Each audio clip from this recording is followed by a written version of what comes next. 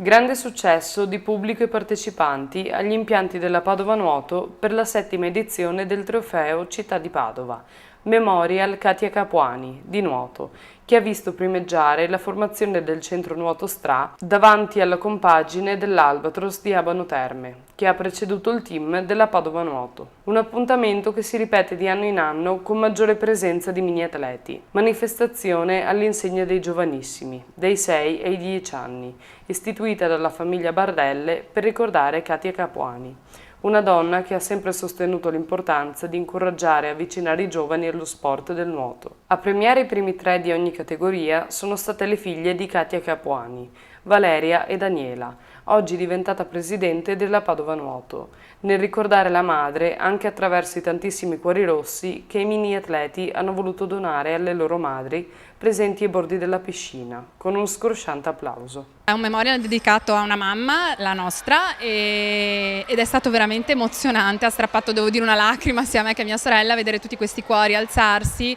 e grazie anche alla partecipazione sia dei bambini ma anche dei genitori stessi che ci hanno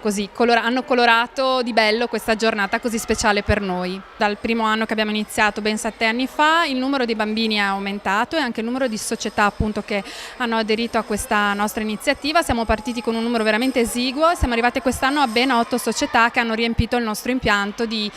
piccoli nuotatori pronti a mettersi in gioco e in competizione.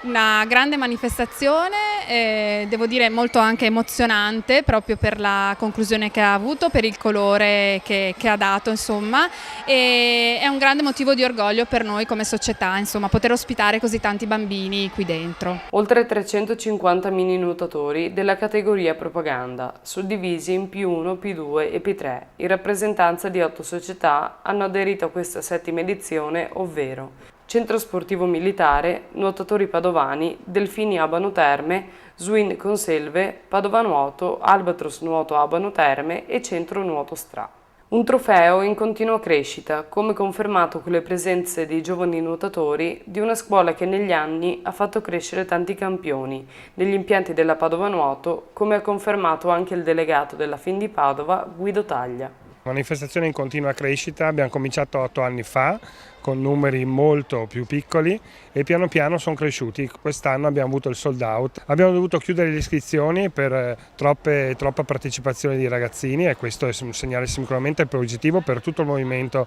della provincia di Padova natatorio. Adesso siamo a livello ludico ancora, quindi devono divertirsi, devono avere la gioia di venire a nuotare, di venire alle gare, devono divertirsi soprattutto, poi avranno tempo per misurarsi fra di loro. Vogliamo ricordare qualche nome che dal passato, da piccoli poi hanno conquistato all'Ori e sono ai vertici delle classifiche non solo nazionali.